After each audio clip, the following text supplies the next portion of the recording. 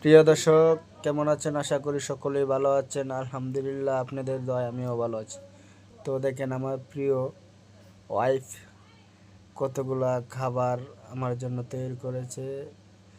এই যে দেখেন, এটা হচ্ছে করলা ভাজি, লাউ তরকারি, চিংড়ি মাছ, এটা চিংড়ি মাছের ভর্তা, এরপরে এই যে পালং শাক, এটা হচ্ছে সুরমা মাছের বোনা, এটা হচ্ছে গিমাই শাক, আর হচ্ছে কলমি শাক।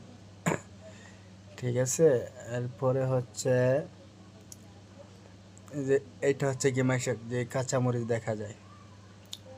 এটার লগেরটা হচ্ছে যায়া আপনার কাঁচামরিচ, লগেরটা হচ্ছে যায়া কলমি শাক।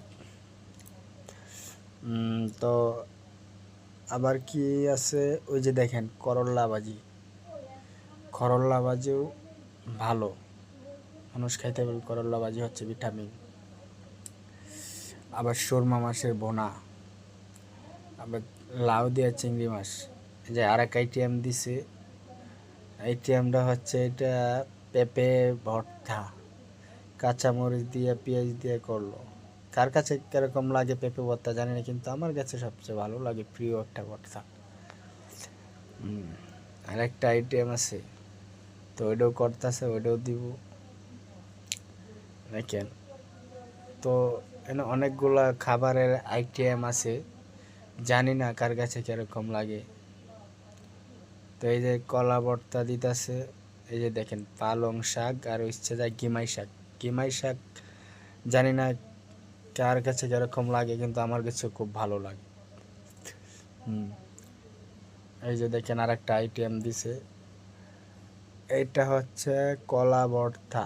কলা ভর্তাও কিন্তু স্বাদ। দেখেন আবার এই করল্লা ভাজি, দেশি লাউ দিয়ে চিংড়ি মাছ রান্না করছে। এরপর যে দেখেন, এরপর দেখেন ওই যে করল্লা ভাজি। এদিকে আছে চিংড়ি মাছের ভর্তা, লাল মরিচ, আর হচ্ছে এই যে সুরমা মাছ বোনা করছিল। এই যে কাঁচামরিচ দেখা যায়, ওইটা হচ্ছে আপনার গিমাই শাক। কেউ খাইছে কিনা জানি না, কিন্তু খাইয়ে দেখেন, অনেক স্বাদ। আর হচ্ছে এটার লগ দিয়ে হচ্ছে কলমি শাক। তো এখানে অনেকগুলা পদ আছে, পালং শাক আছে। তো এই জায়গায় অনেকগুলাই পদ আছে, আপনারা দেখতেছেন। তো কার কাছে কোন পদটা ভালো লাগে, খাইতে স্বাদ পান, আজকে আমার এই ভিডিওতে কমেন্টে সকলে বইলা যাবেন।